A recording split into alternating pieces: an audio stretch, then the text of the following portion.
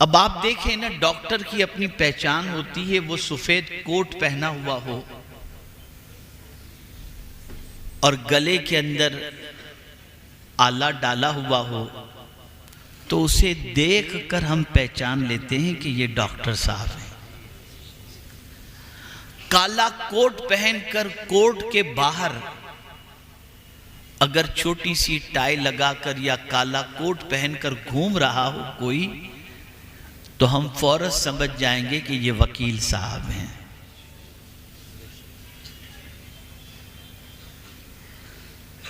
पहचान होती है और पहचान करानी नहीं पड़ती, लिबास से आदमी पहचान। बेटा बैठ जाओ, बेटा बैठ जाओ, या अल्लाह। लिबास से आदमी पहचान लेता है। आपके चेहरे पर दाढ़ी है, सर पर टोपी है, तो देखकर आदमी पहचान लेगा ये मुसलमान है, फौरन कहेगा अस्सलाम वालेकुम।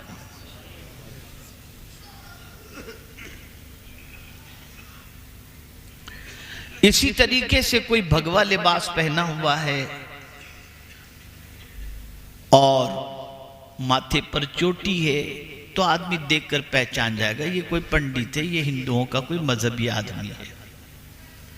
किसी के गले के अंदर क्रॉस का चेन या पेंडेंट है, तो देखकर आदमी समझ जाएगा कि ये ईसाई है।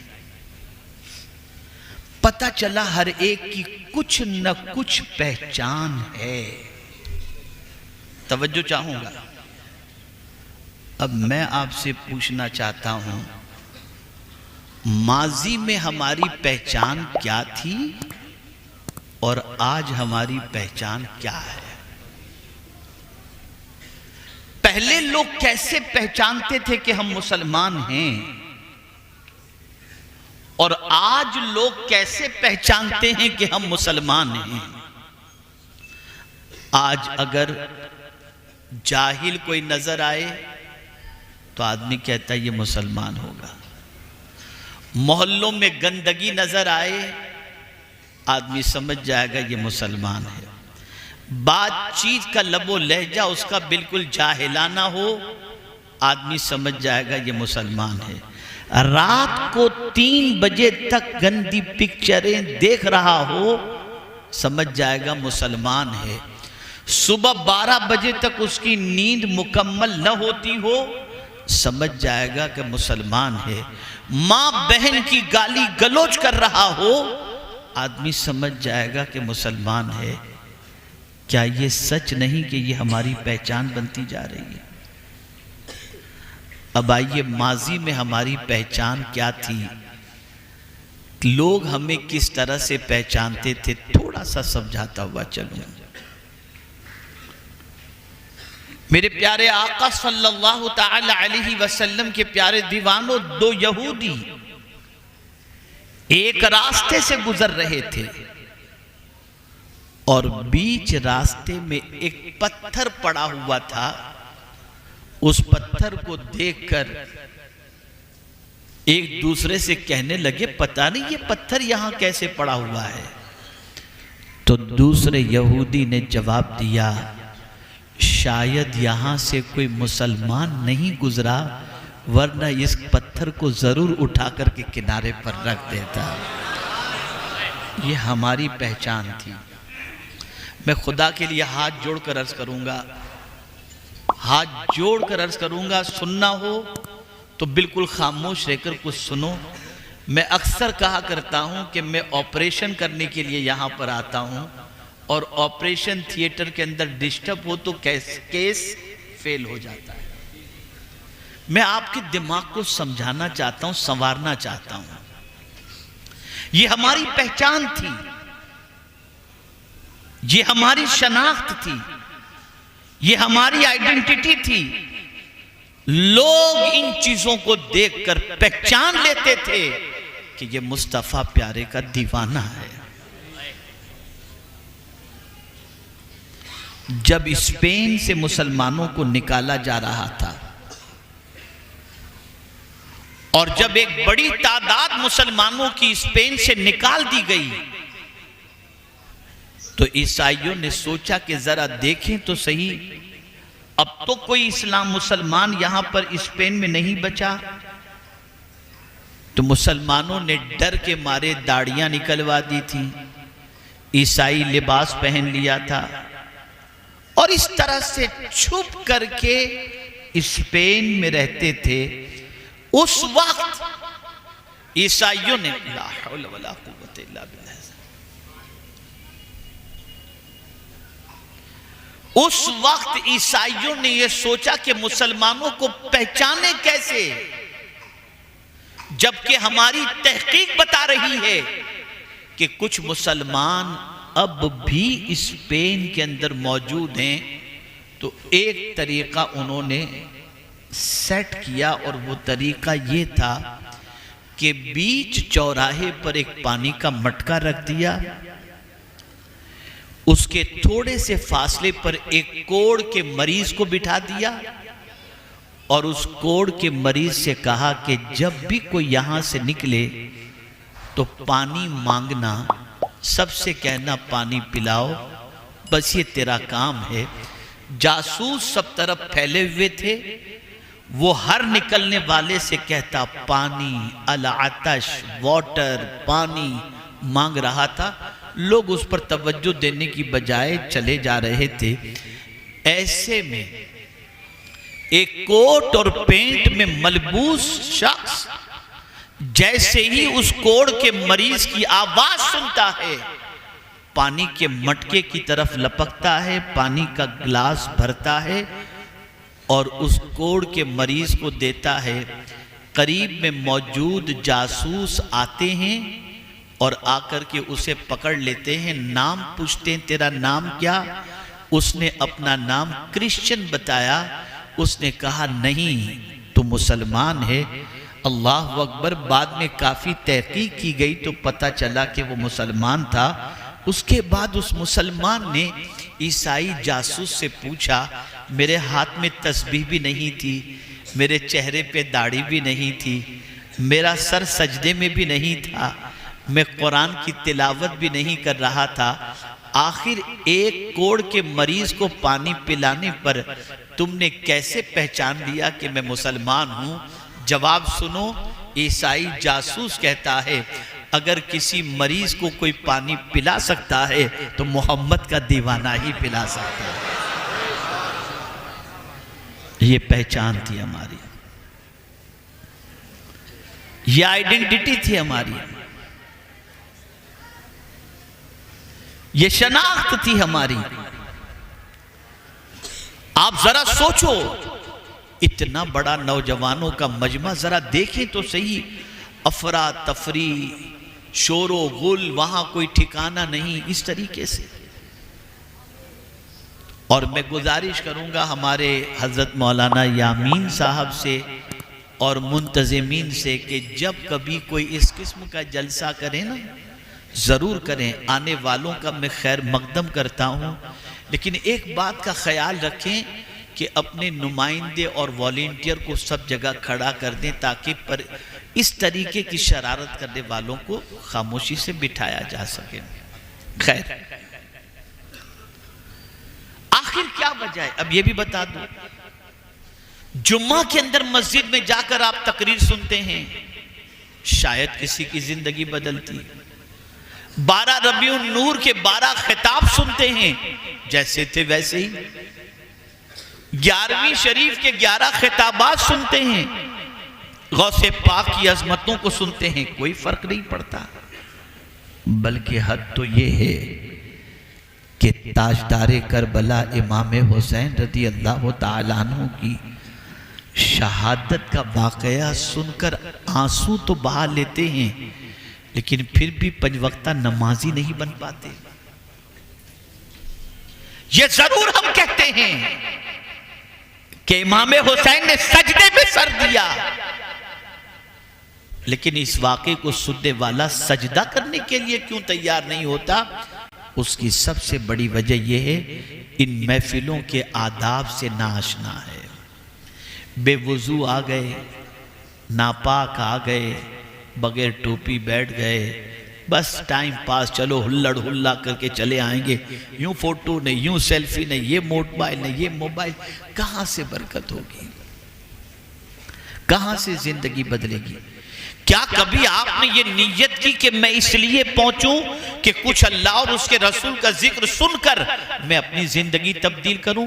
अगर ये नीयत के बारे में मैं सवाल पूछूं तो अल्लाह माफ फरमाए, मैं नहीं जानता कि कितने लोग इस नीयत से आए होंगे। हजरत फुज़ैल बिन अयाज़ अलैहि रहमत व रिज़वा अपनी वालिदा से अर्ज करते हैं कि माँ, शहर में एक बड़े खतीब आए हैं, अगर आप इजाज़त दो तो मैं उनकी तकरीर सुनने के लिए जाऊं।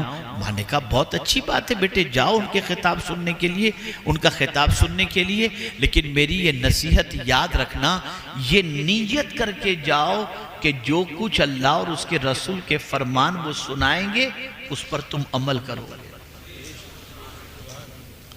वरना सुनने के लिए जा करके क्या फायदा? क्या ये नीयत करके आए हैं? क्या ये जज्बे से आए हैं? जज्बा, नीयत, ये सारी चीजें दुरुस्त करो। अब आइए, इन तमहीदी गुफ्तगू के बाद हमारी पहचान क्या थी और आज हमारी पहचान क्या है? हम अगर नहीं संवरे तो मुस्तकबिल ये बता रहा है कि झाड़ू लगाने के काम के अलावा कोई काम हमारे मुकद्दर में शायद न हो। अगर आज हम नहीं सुधरे तो मुस्तकबिल के अंदर वकार की कुर्सी और इज्जत की कुर्सी पर कोई हमें बिठाने के लिए तैयार नहीं होगा।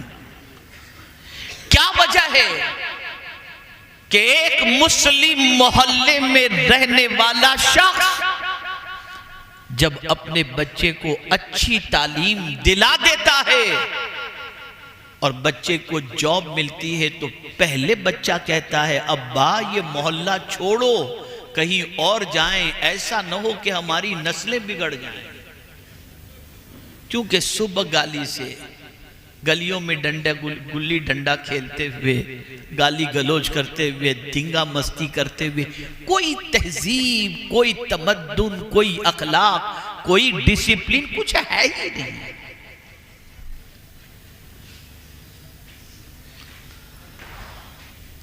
क्या यही हमारी पहचान थी?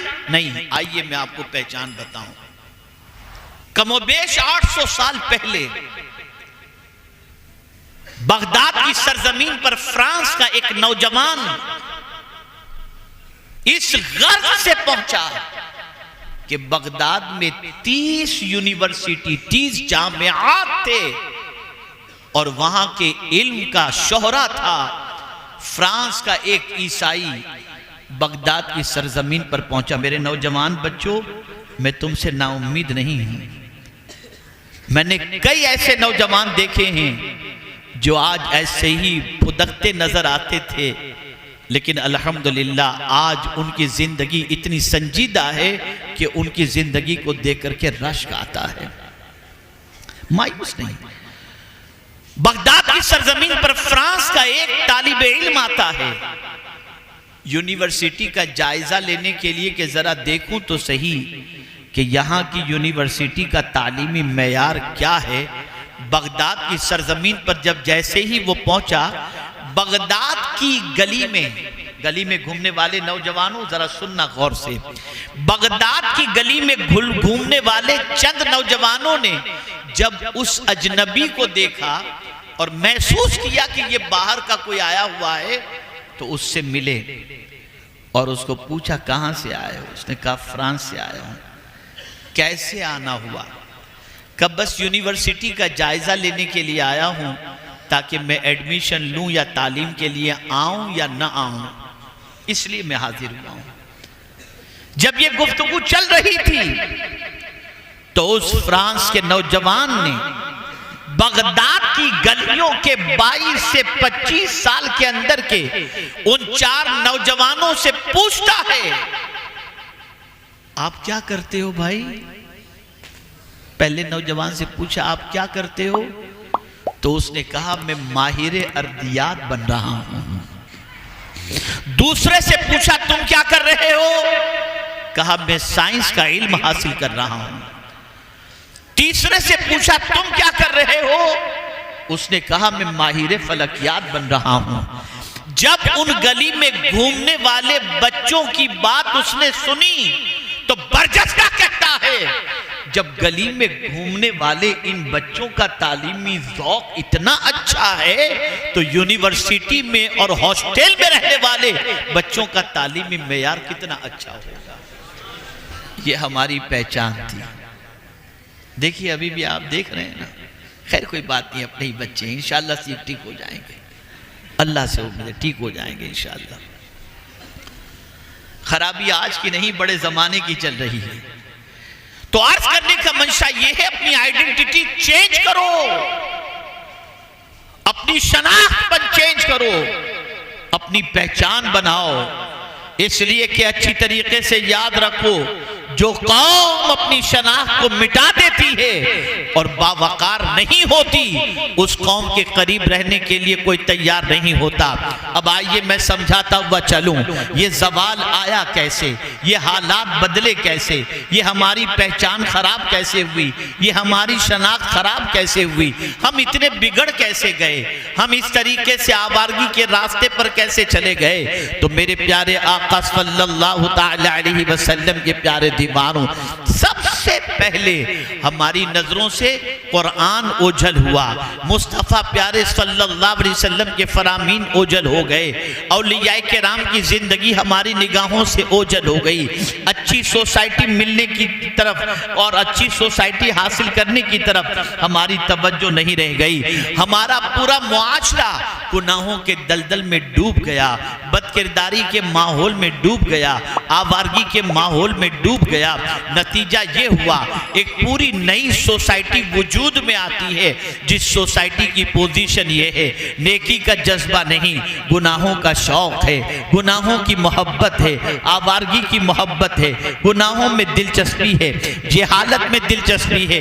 आइए मैं आपको समझाता हुआ चलूं, मेरे प्यारे आका सल्लल्लाहु तआला अलैहि वसल्लम के प्यारे दीवानों, आज मुसलमान गुनाह करके शर्मिंदगी महसूस नहीं करता, बेखतर गुनाह कर रहा है, ज़िना कर रहा है, डाके डाल रहा है, अय्याशियां कर रहा है, शराब पी रहा है, सूद का कारोबार कर रहा है, नमाजें कज़ा कर रहा है, बदकिरदारी कर रहा है, अल्लाह अकबर, और इन सारी चीजों पर फख्र कर रहा है। आइए मैं आपको बताऊं हमारी पहचान क्या थी, हमारी अलामत क्या थी। आप जरा सोचिए और अंदाजा लगाएं। अल्लाह अकबर, एक हबशी सहाबी आकाए करीम सल्लल्लाहु अलैहि वसल्लम की बारगाह में हाजिर होते हैं और अर्ज करते हैं, या रसूलल्लाह सल्लल्लाहु तआला अलैहि वसल्लम, मुझसे गुनाह सरजद हो गया है, क्या सरकार मैं तौबा करूं तो अल्लाह मेरी तौबा कबूल फरमाएगा? आकाए करीम सल्लल्लाहु तआला अलैहि वसल्लम से जब ये सवाल किया गया तो रसूल आज़म सल्लल्लाहु अलैहि वसल्लम ने फरमाया, हाँ, अल्लाह की बारगाह में सच्ची तौबा करने पर अल्लाह तौबा को कबूल फरमाता है। अब वो सहाबी का जवाब सुनिए।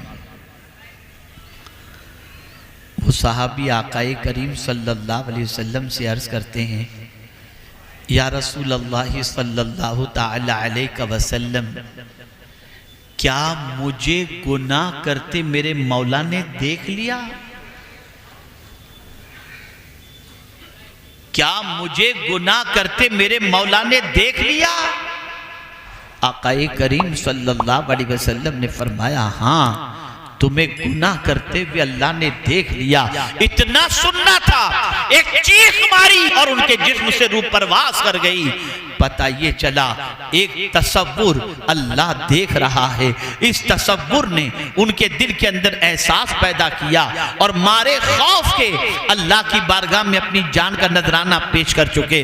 आज का मुसलमान ये कहता है, मौलाना गुनाह छोड़ना चाहता हूँ, गुनाह छूट नहीं पाता, गुनाह की कोशिश करता हूँ छोड़ने की, लेकिन छूट नहीं पाते। बस मैं आपको एक वाक़या अर्ज़ करूँगा, मैं बड़ी माजरत के साथ अर्ज़ करूँ, बड़ी माजरत के साथ, मैं हमी के माहौल में तकरीर करने का आदी बिल्कुल नहीं हूँ। मैं बहुत खामोशी के साथ बैठकर सुनने वालों में तकरीर करने का आदी हूँ। मैं तो कभी कभी सैयद अमीनुल कादरी साहब को सलाम और खिराज पेश करता हूँ, ये कर कैसे लेते हैं ऐसे माहौल में तकरीर? हमसे तो नहीं हो पाती, बड़ा मुश्किल होता है। अब देखिए ना, आ रहे हैं जा रहे हैं, मार्केट लगी हुई है यहाँ पर, देखिए माशाल्लाह,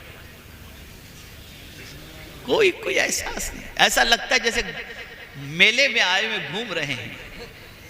अल-इयाज़ु बिल्लाह। चलिए अब जितनी देर आप बैठे सुनना चाहेंगे आप, आपका भी जहन गैर हाजिर है, सुनना चाहेंगे आप? बस एक वाक़या अर्ज करता हूं और अब थोड़ी देर संजीदगी से सुन लें।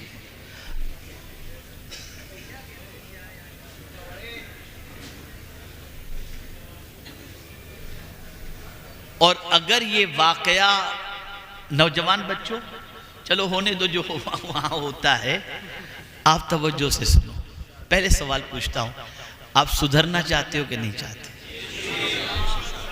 चाहते हो ना? एक भी सुधर जाएगा ना तो मेरी लॉटरी लग जाएगी। हो सकता है क़यामत में उस सुधरने वाले के सदक़े में अल्लाह मुझे माफ़ फरमा दे और मेरी बख्शिश फरमा दे। बस मेरी बहनें भी सुने और आप भी सुनो। एक वाक़या सिर्फ अर्ज़ करना चाहता हूँ। पहला सवाल,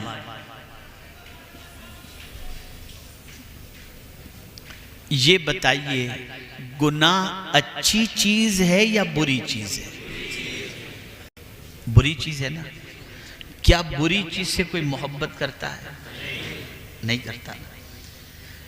क्या आप चाहते हैं कि अल्लाह गुनाह से आपको नजात अता फरमाए? कितने लोग गुनाह से बचना चाहते हैं?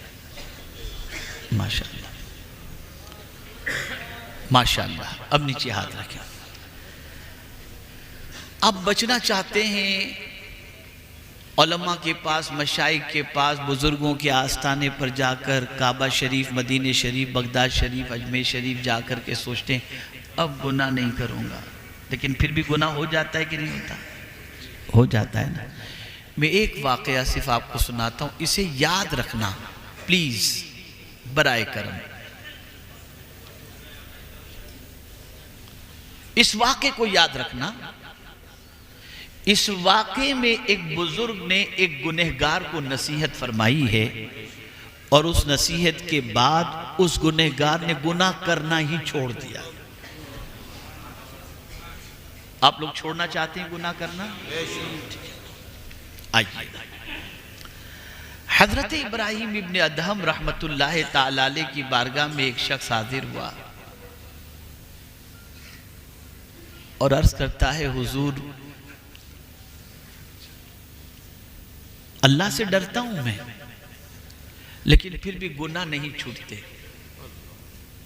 डरता हूं अल्लाह से, लेकिन डरने के बावजूद भी मुझसे गुनाह हो जाते हैं। कोई ऐसा आइडिया बताएं, ऐसी तजवीज़ बताएं कि मैं गुनाह से बच जाऊं। अब अल्लाह वाले तो अल्लाह वाले ही होते हैं। शफकत फरमाई, गौर से सुनिएगा। उन्होंने कहा, बेटा मैं तेरे सामने चंद तजावीज़ रखता हूं, इसको तो सुन ले, फिर उसके बाद मुझे जवाब दे। पहली तजवीज़, बेटा जब तुझे गुनाह का ख्याल आए ना कि गुनाह करना है, तो ऐसी जगह जाकर के गुनाह कर जहां तुझे खुदा न देख रहा हो।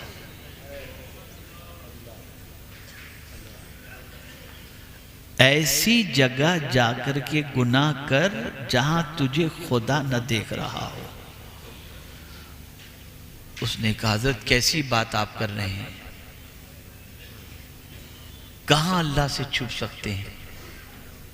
उसकी शान तो ये है, यअलमु खाइनतल अयुन व मा तुख्फी सुदूर।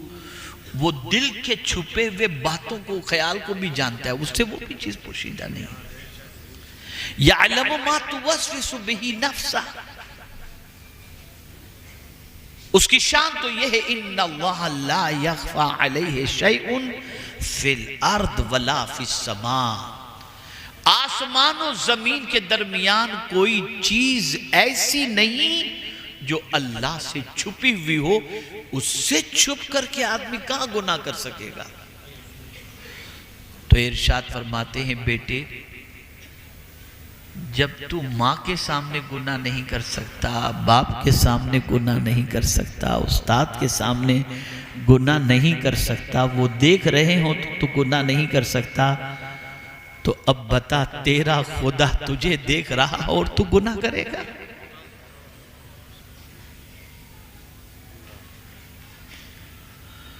तो जब गुनाह का ख्याल पैदा हो तो ऐसी जगह चला जा जहां तुझे तेरा मौला न देख रहा हो। का हुजूर ये पॉसिबल नहीं। और कोई बात बताएं? का अच्छा दूसरी बात सुन ले।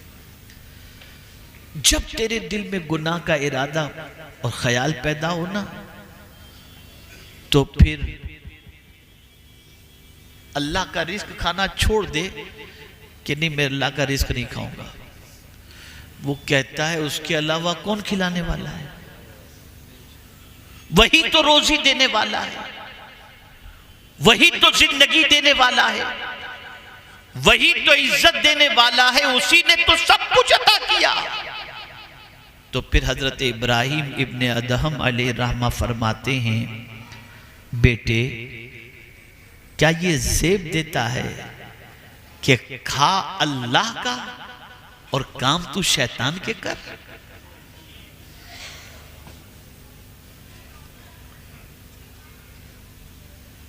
उसका खाकर उसकी नाफरमानी ये तुझे ज़ेब देती है? तो कहा नहीं, ये बात तो आपकी सही है, उसके अलावा कौन है जो हमें खिलाए पिलाए?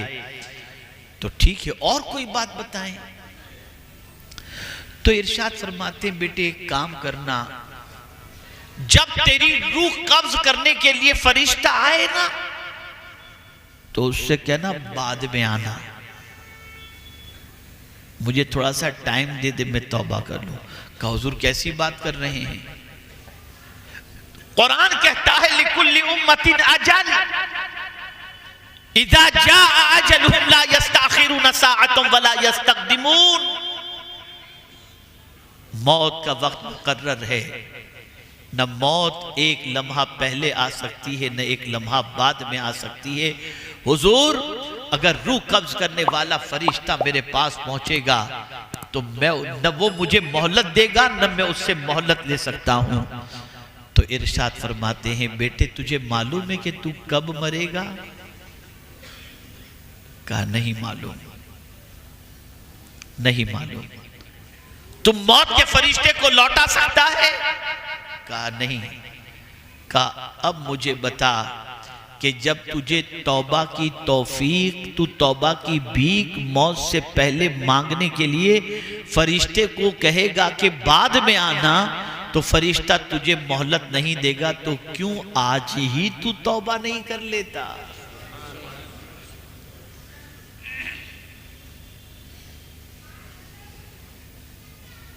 फिर उसने कहा हुजूर कुछ और फरमाइए।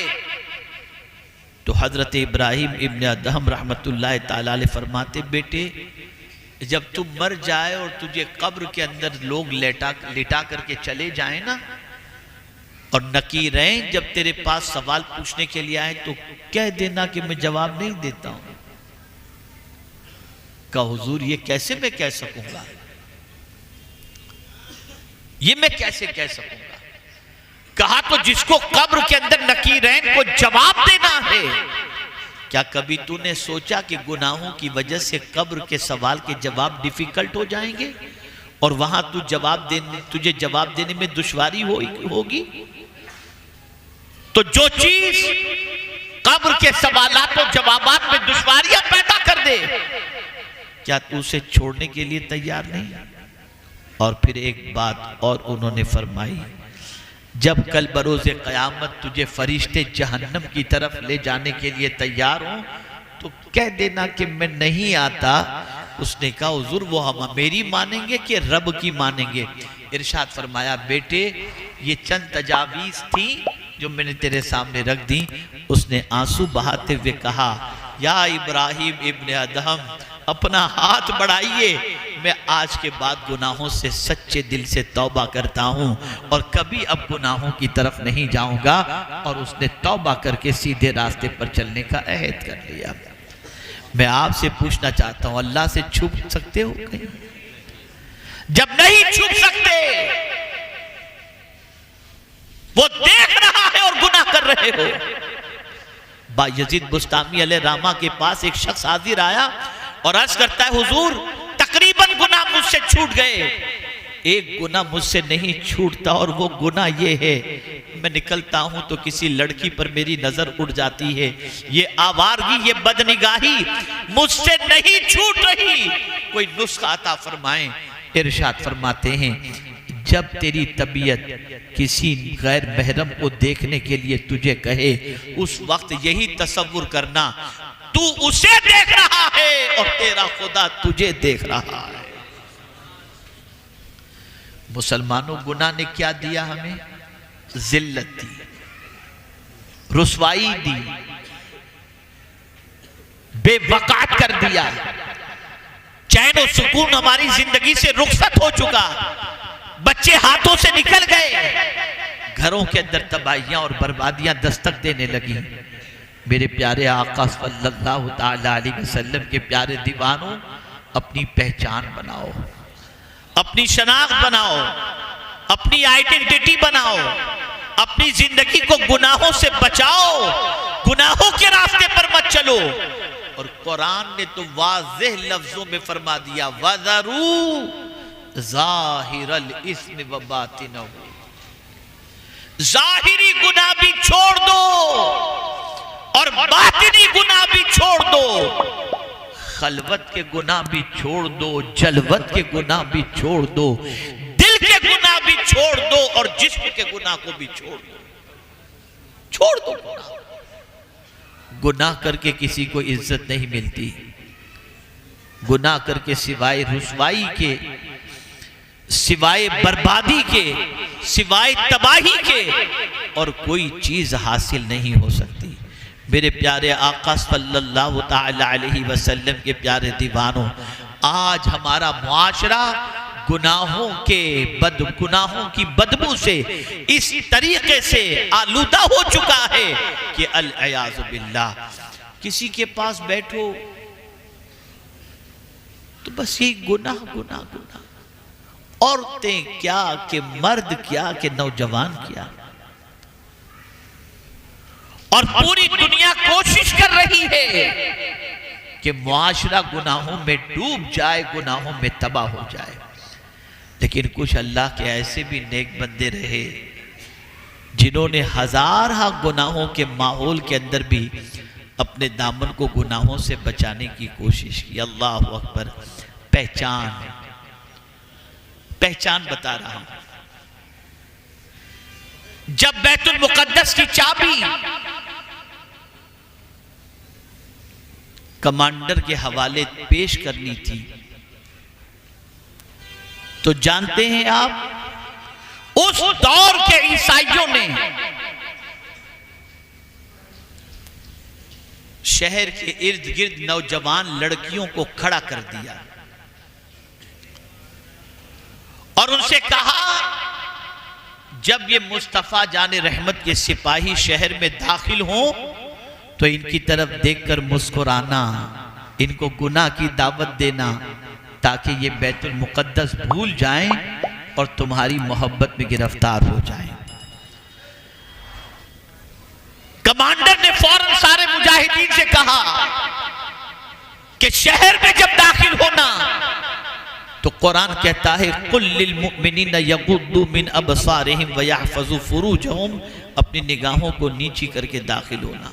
सारे मुजाहिदीन बैतुल मुकद्दस की चाबी लेकर के कमांडर आगे, ये पीछे पीछे निगाहें नीची किए हुए चल रहे हैं। दाएं भी खूबसूरत लड़कियां, बाएं भी खूबसूरत लड़कियां अपना हुस्न बिखेर रही हैं कि ये नौजवान हमारी तरफ देखें। लेकिन अल्लाह अकबर, नौजवान गर्दन को झुकाए झुकाए आगे बढ़ते जा रहे हैं। एक बच्ची की तरफ भी निगाह उठाकर नौजवानों ने न देखा। अल्लाह अकबर। जब आखिरी नौजवान बच गया था तो एक लड़की ने जोर से कहा, पता नहीं ये कैसे नौजवान हैं, और इनकी निगाहों में कौन बसा हुआ है कि हमारी तरफ निगाह उठाकर नहीं देखते। वो मुजाहिद नौजवान रुक गया जो 22 साल का था कमोबेश, और रुक करके कहता है, ऐ लड़की सुन ले, जिसकी निगाहों में गुंबद खदरा हो वो लड़कियों के हुस्न पर अपना ईमान बेचा नहीं करता। हमारी निगाहों के अंदर मदीने के ताजदार का गुंबद समाया हुआ है। ये थी हमारी पहचान, ये थी हमारी आइडेंटिटी। बस मैं यही अर्ज करूंगा, तौबा कर लो। जब कभी अल्लाह न करे गुनाह का ख्याल पैदा हो, बस ये सोचना अल्लाह देख रहा है, अल्लाह देख रहा है, अल्लाह देख रहा है। इस तसव्वुर को जब दिलो दिमाग के अंदर महफूज कर लोगे तो रात को YouTube पर गंदी पिक्चर देखने के लिए तुम अपना बटन नहीं दबाओगे। सोचोगे मैं इधर देख रहा हूं, मौला मुझे देख रहा है, फौरन बंद कर दो। किसी लड़की की तरफ तुम्हारी निगाह उठ रही होगी, दिल कहेगा खुदा देख रहा है, तुम्हारी निगाह झुक जाएगी। और सुन लो, जिसकी निगाहें खौफे खुदा से झुक जाती हैं, अल्लाह उसके दिल को नूर से मुनव्वर कर दिया करता है, मुनव्वर कर दिया करता है। मेरे प्यारे आका सल्लल्लाहु अलैहि वसल्लम के प्यारे दीवानों, इन्हीं कलिमाते खैर पर, जिस मौजू पर, जिस आयत पर मुझे गुफ्तगू करनी थी, मैं माजरत चाहता हूँ कि उस आयत पर न कर सका, लेकिन उससे मुत्तसिल जो मुझे कहना था, कुछ बातें मैं आपकी समाअतों के हवाले कर चुका। ज़िंदगी रही फिर कभी हाजिर होऊंगा, लेकिन मुझे उम्मीद है कि आप मेरा मिजाज समझ चुके हैं कि मैं किस माहौल में गुफ्तगू करने का आदी हूँ। अल्लाह ताला आकाए करीम सल्लल्लाहु अलैहि वसल्लम के सदके इस उम्मत के हाल को दुरुस्त फरमाए। अब ये उम्मत का हाल बेहतर कैसे होगा, इस उम्मत का हाल दुरुस्त कैसे होगा, तो सुन लो, कपड़े अच्छे पहनने से, गाड़ी अच्छी लेने से, बंगला बनाने से हालात नहीं बदलते, किरदार बदलने से हालात बदलते हैं। तो अपना किरदार बदल दो, आदतें बदल दो, अल्लाह खुद ब खुद हालात बदल देगा। अल्लाह मुझे आपको सबको तौफीक नसीब फरमाए। दारुल उलूम उस्मानिया फैज़ान रज़ा को दिन दुनी रात चौगुनी तरक्की अता फरमाए। व मा अलैना इल्लल बलागुल मुबीन। अस्सलामु अलैकुम। जो हजरात मुरीद होना चाहते हैं वो हजरात तशरीफ़ रखें, और हजरात तमाम यारात दुआ में ज़रूर शरीक हों। दस्तारबंदी के लिए बच्चे आ जाएं, दुआ में सब हजरात शरीक हो। बैठ जाइए, अभी सलाम नहीं हो रहा, बैठ जाइएगा, मुसाफा नहीं बाद में करें सब हजरात।